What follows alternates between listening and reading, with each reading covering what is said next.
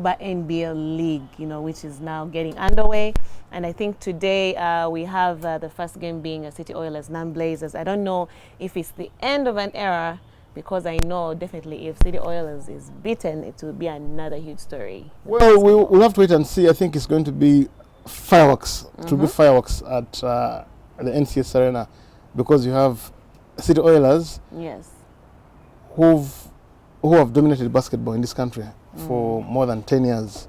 They've won the league. I don't think there's ever been a sporting institution in the history of this country as dominant as City Oilers, because they've just been in charge of the Ghana basketball for this long. But now you have a formidable opponent in Non-Blazers. What makes this interesting is that there are a couple of subplots. First and foremost, Non-Blazers have been threatening to rival City Oilers over the years, in terms of building a solid administration, and then threatening to rival the financial mass of Oilers. They don't quite have the deep pockets of City Oilers, who are funded by the Mandela Group of companies. No deep pockets, no structures. But they've got some bit of structures and some bit of pockets, obviously, because, and I'll tell you the players they've attracted. So they have Tony Dweleba, who was formerly in City Oilers. They have Jimmy Inabu, arguably Uganda's greatest basketballer of all time, who was in City Oilers. Then they have James Okello.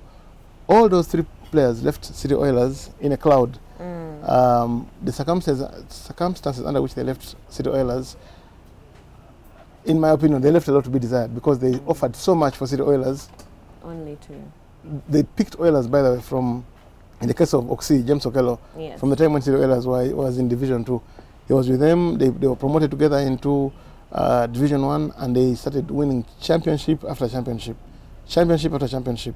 So, I mean, Jimmy Enabu, Tony and Oxy competed in the Oilers team, which had the Andrew Tendos playing, which had the Kami Kabanges playing, which had the Arus playing, which had the Nzizas playing, so the Grace Cusaras playing. So they've been through so many generations, I would say, of the Oilers. But to see them right now lining up in a Blazers jersey against Oilers, I mean, it's going to be quite interesting. And I'll tell you, City Oilers are not exactly favorites of many basketball neuters, because they've dominated the game for so long. So you can be sure that a packed NCS Arena, it will be packed to the rafters, is going to be cheering every Blazers point, because they want someone to take away, to remove the dictator, as they say. They want to remove the dictator in City Oilers.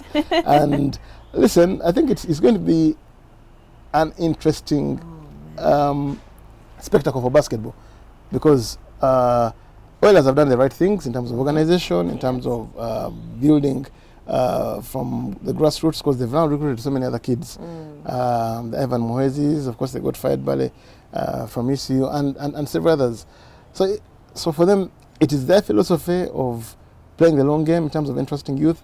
Again, it's a Non-Blazers team which has decided to take on already accomplished material in Jimmy Anabo, Dweleba, and James Okello, to augment the solid team they already had as Non-Blazers.